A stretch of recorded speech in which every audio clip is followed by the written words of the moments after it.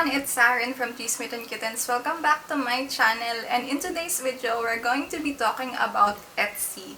Now, this video has been requested from me from the comment section sa isa ko pang video before, which is how to ship orders from Philippines to overseas. I have done that video because I have been an Etsy seller since 2013, so I have experience sending out mail to my overseas clients throughout all those years, and then people there requested I do a video about how to sell Etsy on Etsy, so that's what we're gonna be talking about today. We're gonna be talking about what is Etsy, we're gonna be talking about the pros and cons at selling at Etsy, and we're gonna be talking about the requirements of selling at Etsy, and then finally the fees and the commission rates that they take for your sales. So if you're interested, please keep watching. Okay, first off, what is Etsy? If you're watching this video, you probably already have an idea of what it is, or you may have even made a purchase on Etsy. But Etsy is an online marketplace, para siyang Shopee or Lazada, but instead it focuses on handmade items and vintage items. So this isn't a place to sell mass-produced items. This isn't a place to resell items that you didn't make. It exclusively focuses on handmade, vintage, unique art, your own design. They really focus on that relationship between the buyer and the seller, that the buyer wants to buy from the creator of the item, or the buyer really wants to buy a unique vintage piece. The market on Etsy is mostly the foreign market. Most of the buyers are from the United States, but there's also a lot of buyers from Canada, Europe, and a lot of other countries in between. I've shipped to many countries worldwide. Now we're gonna talk about the advantage and disadvantage of selling on Etsy. No marketplace is perfect, including Etsy. So first off, sa disadvantage, I'm gonna be upfront about it. Etsy has very high fees. They take a lot of fees from you, regardless if you make a sale or not. Kung makabenta ka man o hindi, there's always a listing fee that you have to pay every month. And then another con is that it requires a PayPal or a credit card. If you're a freelancer or if you've been selling online for a while here in the Philippines, you probably already have those two things. But to an ordinary person, they may not have those things yet. So I suggest opening your PayPal account or getting even a prepaid Visa or MasterCard if you want to sell on Etsy. Now, those are the disadvantages in my opinion. We're gonna talk about the advantages naman of Etsy. First off is that it has high social media optimization. It ranks very high in Google or Google Images. In simple terms, if mag-search ka ng Google, for example, crochet strawberry. There, crochet strawberry.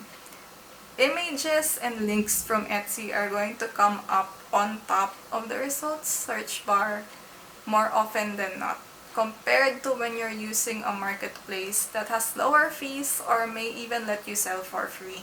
There's been a lot of times that I went that in the local market, my friends would tag me because there would be people saying, like, taking my pics and then posting, saan po makakabili nito? And then literally, they just grab that photo from Google. So what that means is that when people search on Google, my products come up in the search result. And that's because Etsy has a tie-up with Google. So when people search Etsy listings, Etsy pictures, they're going to be very visible. Madali sila makita ng tao even if they aren't searching directly sa Etsy, even if they're just searching sa Google. Etsy is good if you're starting out and you want to sell but you don't have a huge following yet. If you don't have a lot of followers, if your social media likes isn't that big, you don't have a lot of followers on Facebook or Instagram, you can still sell successfully on Etsy, which is what happened to me. When I started, I think I had fewer than 1,000 likes on Facebook, but I was able to make a lot of sales on Etsy despite that. That's because of the search engine optimization, like I said. That's because of the high rankings sa Google. And that's because of the high traffic of people who really search on Etsy or use Etsy to begin with. So even if you're not famous or hindi pa makalakihan yung business or yung page mo, you may be able to get great sales here. Now, if you're already popular, if you have tens and thousands of likes, Etsy might not be the place for you. I know a lot of artists who are popular, who have thousands of likes, who have a really dedicated fan base that they don't sell on Etsy.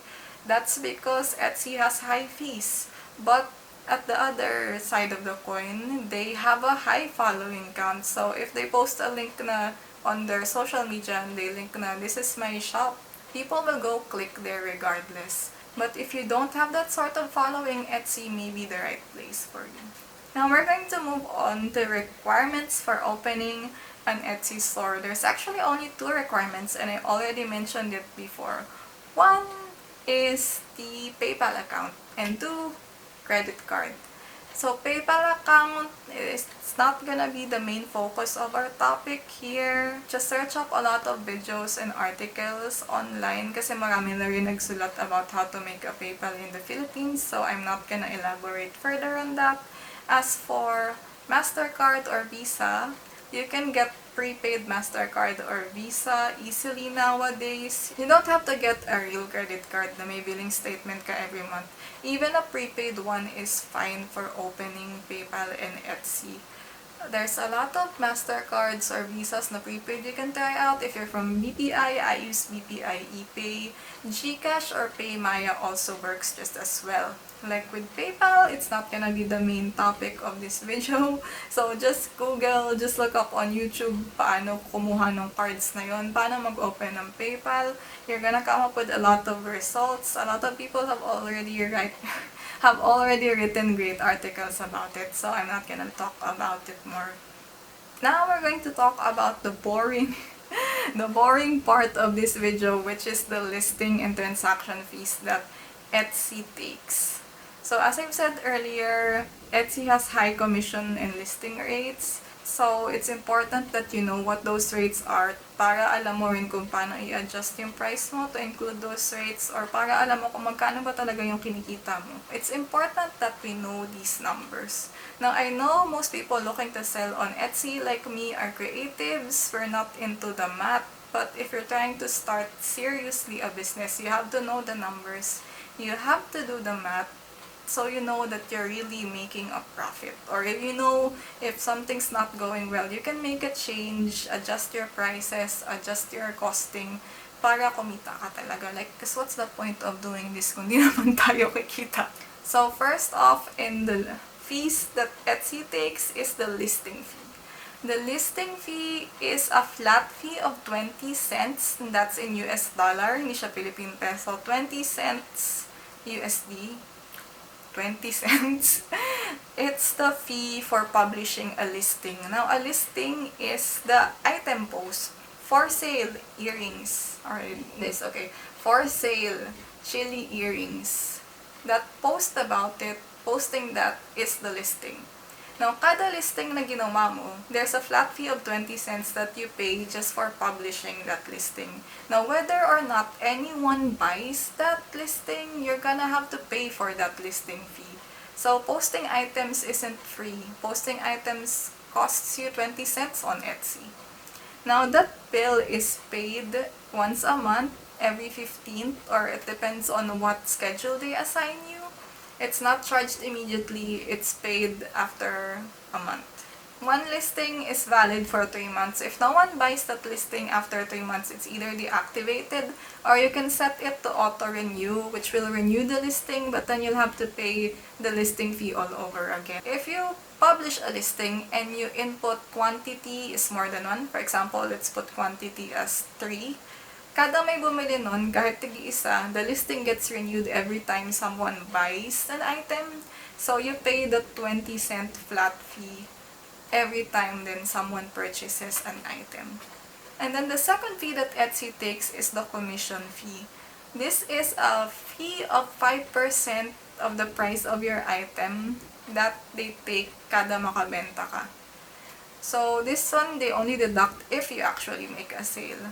Those are the fees that Etsy takes from you when you sell an item. But that's not all. It's not just Etsy you have to worry about when selling online. If you're using PayPal as your vehicle for accepting your payment, PayPal also takes a fee. So basically, the fees are kind of stacked on you to be able to sell online. If you're directing the payment to your credit card company might also charge you a fee to receive that payment. It depends on what payment method you use, but since I use PayPal, I'm going to elaborate more about PayPal fees. So PayPal takes a flat fee of 15 pesos and a fee of 4.4% kada payment you receive. So it's 15 plus 4.4%. So again, with the example of these chili earrings, so far I spent 70 cents on Etsy to sell them. After deducting the fees from PayPal, the total of my earnings is only, there you go. So that's how much I actually earned after I factored the fees from PayPal and from Etsy. Hindi pa kasama dyan yung materials cost and labors cost ko, which will reflect kung magkano ba talaga yung net profit from this certain product. I have included a spreadsheet in my blog post, which is linked down below here, na you can use to fill up with your products, with your prices. And it will automatically calculate kung magkano yung kinita mo after mabawas yung fees from PayPal and Etsy. That's most of my video in regards to Etsy and the fees that are involved and the requirements for selling on it. If you're selling on Etsy and if you get international clients, you may want to check out the video that I did previously, which is how to ship orders from the Philippines to overseas.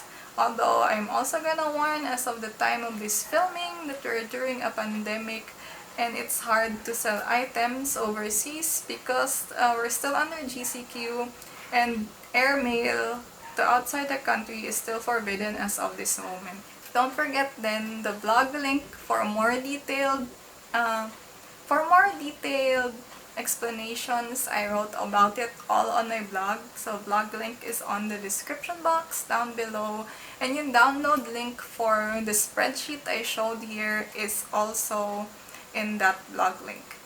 So yeah, I hope you're able to use everything I talked about here to set up your own Etsy shop. Please feel free to download and use the spreadsheet that I used in this video to help you compute your income and help you set up your costing, your prices of your products.